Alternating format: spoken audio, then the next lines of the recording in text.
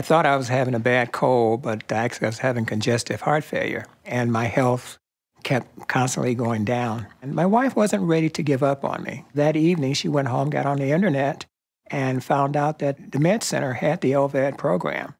And so she came back and told the doctor she wanted me transferred. A few days later, I woke up and had this device in me. It was a lifesaver. It really turned my life around. But I think my wife was just glad to have me home and alive. I have been to a lot of hospitals in the last 12 years. I had a heart attack. I had a 5-way bypass. Pacemaker defibrillator put in, valve repair. I didn't seem to be getting any better. They were giving me more medicine and more, and I seemed to get worse and worse. As soon as I got the new heart and I woke up, I could tell right away I felt better. I'm thankful for it. I wouldn't be here if I didn't have one. I'm very impressed with the way they treated me and how they took care of me, and I'm proud because I'm here today to tell you this. Well, I spent my days in the recliner, and I could get it to the bathroom and back, and then I'd have to take a nap. I was pretty sick. I was at the point where I could barely walk. I moved rather slow. I had problems thinking because of a lack of blood flow.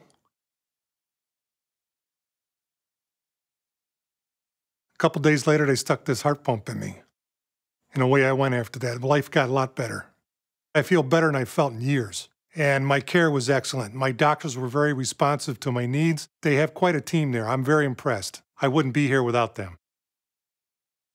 What I had was acute viral myocarditis. My heart actually stopped twice. My condition was so poor, they didn't think my heart ever had a chance of recovering. I would need to be transferred to the Nebraska Medical Center. When I got to the Med Center, they put me on a machine called ECMO to run my heart and lungs. The Nebraska Medical Center is the only hospital in this region that has ECMO for adults. If I was not hooked up onto ECMO that first day that I was brought into the hospital, I would not be here right now. The doctors took excellent care of me. I've always been very fit and a lot of energy, and then all of a sudden I wasn't. The disease that I have is called AMYLOIDOSIS. This particular disease goes into your body and pretty much kills everything in its sight. It had killed my kidneys and was working pretty hard on the heart. It's a very rare disease, and fortunately one of their cardiologists had been trained in that disease. They had tried the procedure 3 times in the world, the procedure being a double transplant followed by chemo, followed by a stem cell transplant. The Med Center, fortunately, is willing to think outside the box, and in doing so, took on a situation that not a lot of institutions would have been A, equipped to do, and B, willing to do. The Med Center was as happy to study me as I was to be treated. I just have never seen a group of more professional people in one place at one time. When it comes to this city or the world, only one name comes to mind, and that would be the Med Center. World class means just that. And so I'm just very thankful that that was able to be done and to have access to the expertise that I did. For me, in college, going to dinner and a movie on a Friday night was not what I did. I picked one. I would go to dinner or a movie because I just didn't have the energy to do both. And when I was done with classes, I had to lay down and take a nap. That was my life. That was how I was making it work.